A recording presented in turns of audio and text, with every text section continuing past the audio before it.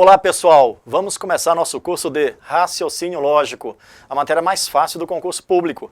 Eu sou o professor Augusto Moura e vou acompanhar vocês na trajetória da busca pelo conhecimento. Tudo ok? A matéria é simples demais. Raciocínio lógico é uma matéria que aparece na maioria dos concursos públicos. Tem sido muito cobrado e muita gente acaba desprezando essa matéria, não estudando. Acha que é difícil, mas de forma nenhuma. Ela é muito simples, são conceitos fáceis de assimilar, é rápido também. É claro que é necessário algum treino. Vamos desenvolver a metodologia aqui baseada no material que você vai ver na própria aula. Esse material vai estar disponível para download e você vai poder refazê-lo quantas vezes achar necessário. Normalmente, pela experiência que tenho, recomendo pelo menos 2 a 3 vezes refazer cada questão que é vista aqui. Ou seja, você pode fazer download da apostila, você pode acompanhar a aula com ela, que é o que deve ser feito. Tá bom? E à medida que você vai assimilando a aula, você vai refazendo essa apostila uma vez, 2 vezes, você vai consolidando seus conhecimentos. Esse é o nosso objetivo aqui, te ajudar a conquistar a sonhada vaga no serviço público. E isto você vai conseguir com certeza. Tá certo? Nossa equipe de professores aqui é espetacular, vai fazer com que você seja aprovado. Bom, minha gente, não vamos perder tempo. Vamos começar a matéria raciocínio lógico. O raciocínio lógico, ele diz respeito a um conjunto de conteúdos que envolvem a lógica matemática e envolve também a parte de matemática básica, tá bom? Então, quando se fala em raciocínio lógico, entra a lógica matemática desenvolvida na era de Aristóteles, século IV a.C., que, por incrível que pareça, não é visto nas escolas, do ensino médio. Muitas vezes a pessoa fez faculdade também, tem nível superior, mas também não viu esse conteúdo. Então você vai ser apresentado a lógica matemática de Aristóteles, que é a base da ciência da computação. A parte de software, todos os programas de computadores dependem da lógica matemática. Tá certo? Então esse conhecimento é fundamental para o desenvolvimento da própria tecnologia. Tudo ok? Além disso, fará parte também do raciocínio lógico alguns conteúdos de matemática que você viu no ensino fundamental e no ensino médio. Por exemplo, a teoria de conjuntos faz parte do raciocínio lógico. A análise combinatória, que é visto no ensino médio, no 2º ano do ensino médio. Também a probabilidade, visto também no 2º ano do ensino médio. Normalmente esses conteúdos fazem parte da matéria raciocínio lógico.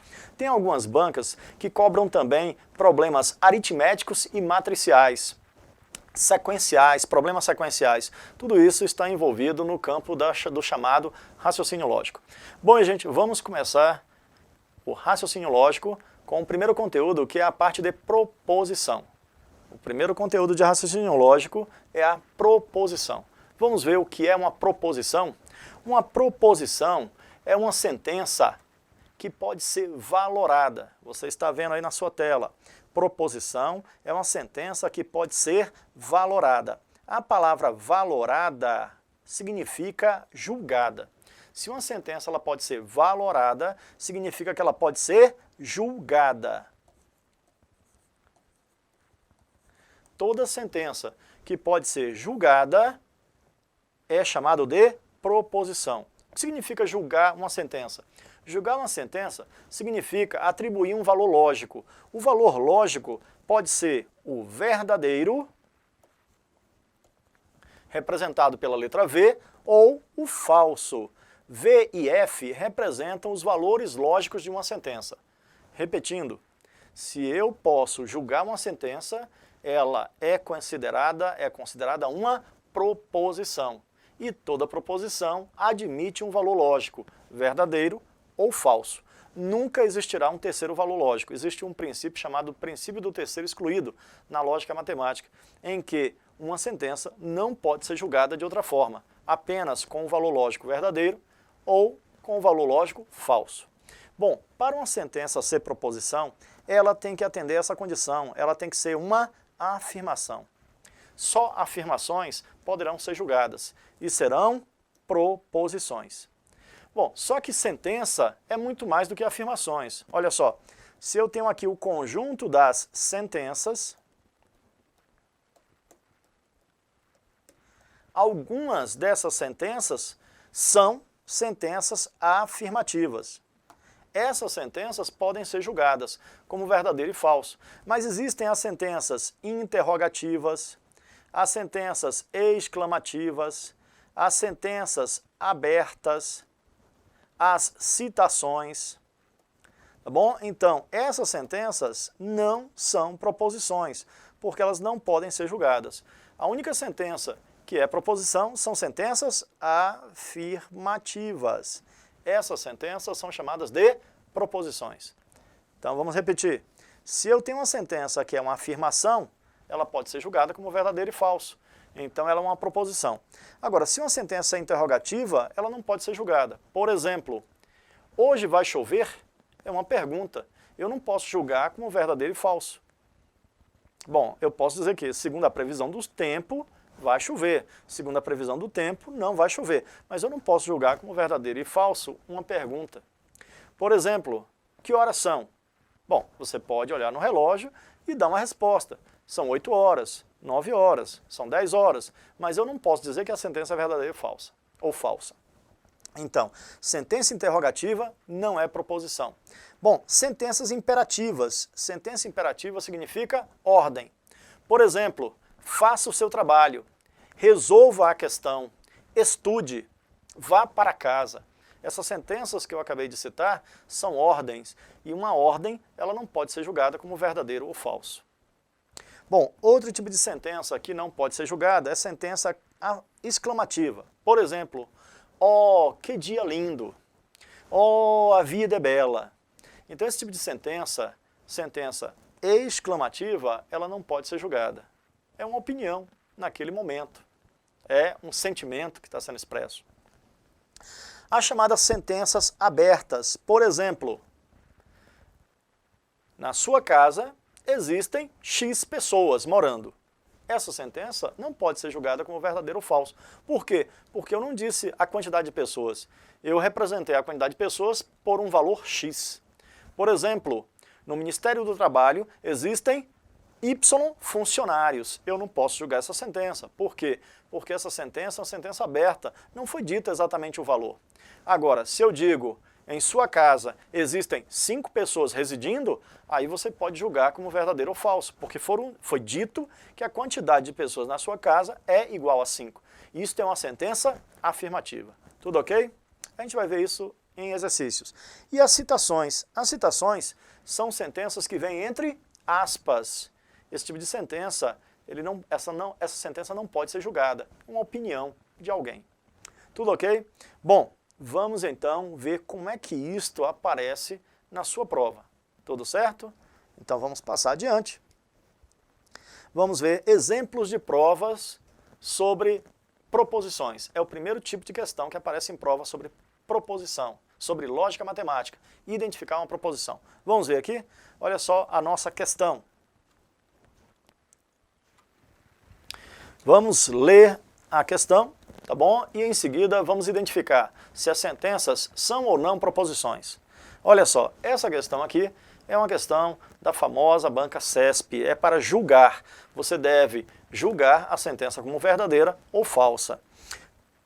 Na lista de frases apresentadas a seguir, há exatamente 3 proposições. Isto aqui é o que você deve julgar. Na lista de frases apresentadas a seguir, há exatamente 3 proposições. Vamos ver? A frase dentro destas aspas é uma mentira. É uma proposição? A expressão x mais y é positiva. É uma proposição? O valor de raiz de 4 mais 3 igual a 7 é proposição? Pelé marcou 10 gols pela seleção brasileira. É uma proposição? O que é isto? É proposição? Então, como é que resolve uma questão desse tipo? Você vai verificar, dentre essas 5 frases citadas, são 5 sentenças. São 5 sentenças. Agora, dessas sentenças, quantas são proposições? A questão está afirmando que são 3. Vamos lá? Resolva aí a questão. Veja quantas proposições existem nessas 5 frases. Bom, vamos à correção disto? Vamos lá? Vamos fazer a correção. A nossa questão é, Na lista de frases apresentadas a seguir, há exatamente 3 proposições. Vamos ver a primeira. A frase dentro destas aspas, a frase dentro dessas aspas é uma mentira.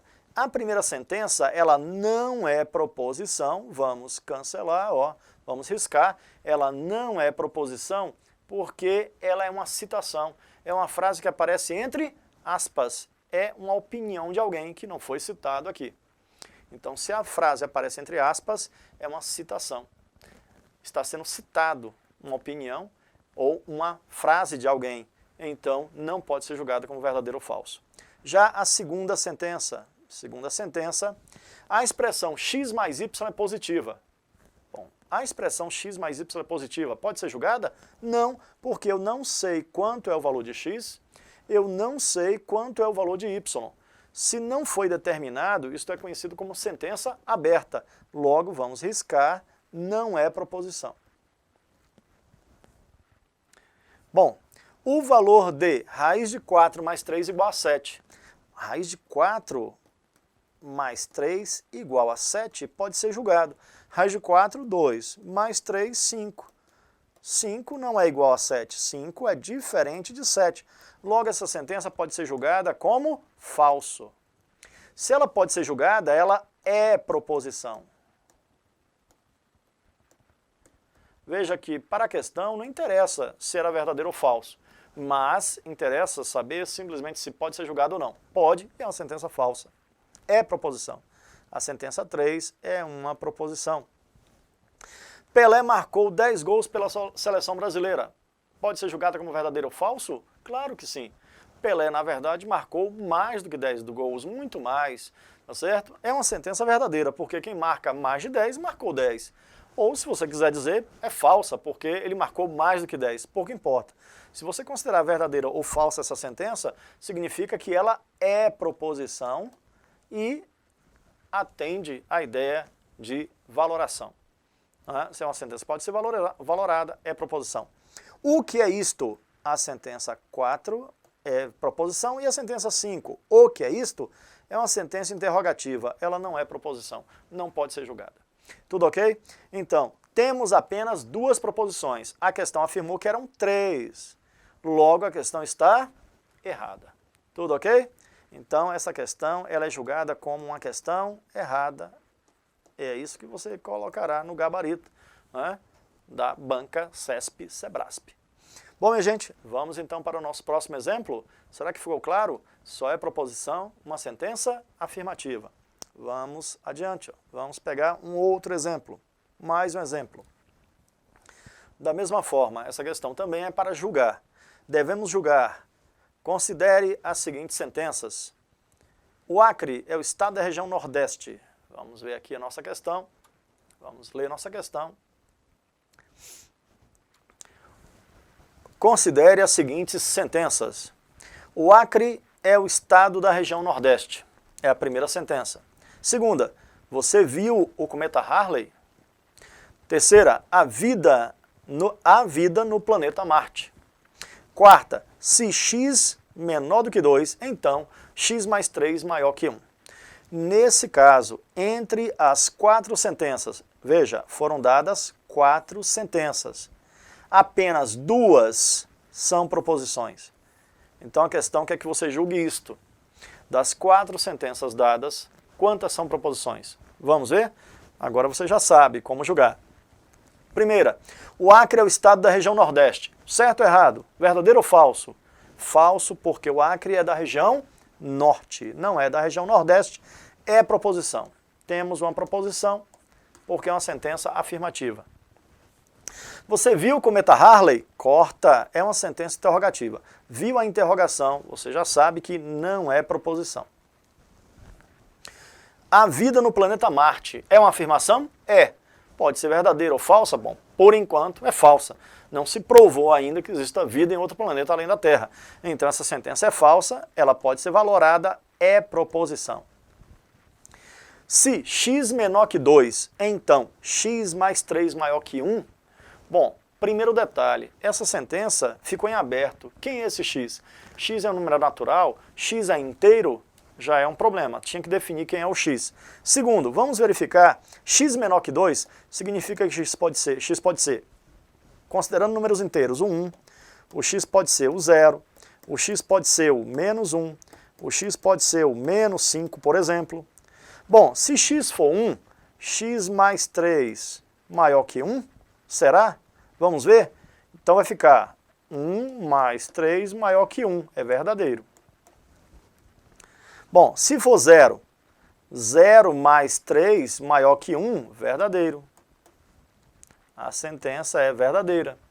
Bom, e se for menos 1? Menos 1 mais 3 maior que 1, continua verdadeiro. E menos 5? Menos 5 mais 3 maior que 1 é falso. Observe que essa sentença não é proposição, por quê? Em primeiro lugar, a sentença é uma sentença aberta porque não disse quem é x. A questão deveria dizer x pertencente ao conjunto dos números naturais, tal que. Como não disse quem era o x, já fica um problema, a sentença pode ser aberta. Segundo lugar, a sentença ela pode ser tanto verdadeira quanto falsa, e não se admite na lógica matemática sentença verdadeira e falsa ao mesmo tempo. Logo, essa sentença ela não é uma proposição, tá bom? Então, foi dito, nesse caso, entre essas 4 sentenças, apenas 2 são proposições. Está corretíssimo. Essa questão, ela é correta. O item é certo, é isso que você vai marcar no gabarito. Essa questão é uma questão certa, porque dentre as 4 sentenças dadas, a primeira e a terceira são proposições. Tudo ok? Todos conseguiram acompanhar o que foi dito até o momento? Ótimo! Então, minha gente, vimos a primeira parte do assunto. Identificar o que é e o que não é uma proposição. Quando é que uma sentença é proposição? Uma sentença é proposição quando é uma afirmação. Ela admite ou verdadeiro ou falso, nunca os dois. Se uma sentença admitir tanto verdadeiro quanto falso, ela não é proposição. Só é proposição se ela admitir apenas verdadeiro ou apenas falso. Bom, sentenças afirmativas são proposições. Sentenças que não são proposições, sentenças interrogativas, sentenças abertas, sentenças exclamativas, sentenças imperativas e citações. Essas sentenças não são proposições. Tudo ok? Então vamos continuar, vamos avançar na nossa aula de lógica matemática. Bom, o modificador lógico.